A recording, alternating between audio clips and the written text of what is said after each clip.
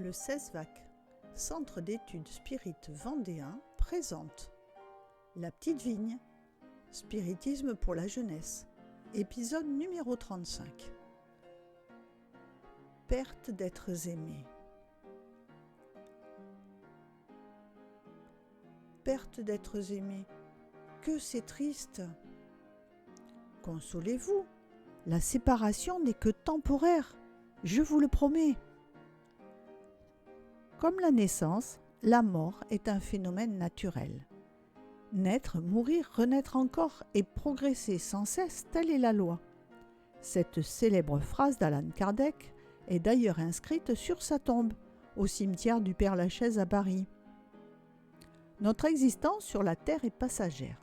Notre véritable vie, nous qui sommes des esprits, est dans le monde spirituel.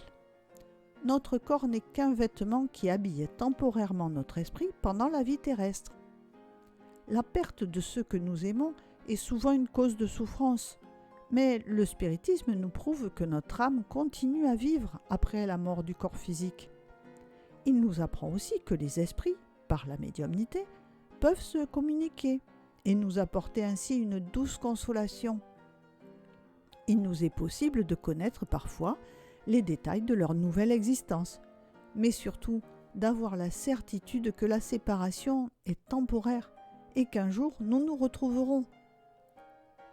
De plus, pendant le sommeil, il est également possible que nous rencontrions ceux que nous aimons et qui ont quitté leur corps, car toutes les nuits, notre esprit se détache partiellement du corps, mais nous ne nous en rendons compte que très exceptionnellement. À l'exception du suicide, tous les cas de désincarnation sont programmés dans le monde spirituel. Les décès prématurés d'enfants et de jeunes, dus à des accidents ou à des maladies, ont une raison d'être, car Dieu est juste en toutes choses. Ce sont, en général, des compléments à des existences antérieures qui ont été interrompues trop tôt. Cependant, la mort prématurée peut aussi être une grâce que Dieu accorde aux êtres pour leur épargner les souffrances de la vie terrestre. Souvent, ce qui semble être un mal est une bonne chose. Quand un homme bon meurt, on dit généralement « Ah, il y a tant de méchants dans ce monde, et c'est celui qui était bon qui meurt. Pourquoi Dieu n'a-t-il pas plutôt pris un méchant ?» L'homme bon a une épreuve plus courte, justement en raison de son mérite, et le méchant a besoin d'une existence plus longue, car il a encore beaucoup à apprendre dans ce monde.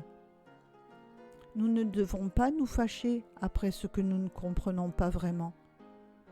Nous ne devons pas être trop attristés par la mort, car l'esprit qui vient de quitter son corps ressent la tristesse de ceux qu'il a aimés, et cela peut lui faire de la peine et le faire souffrir.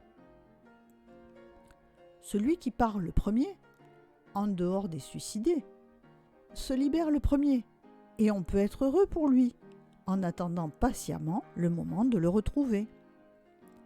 Comme l'esprit est plus heureux dans l'espace que sur la terre, il serait égoïste de notre part de vouloir qu'il reste avec nous plus longtemps.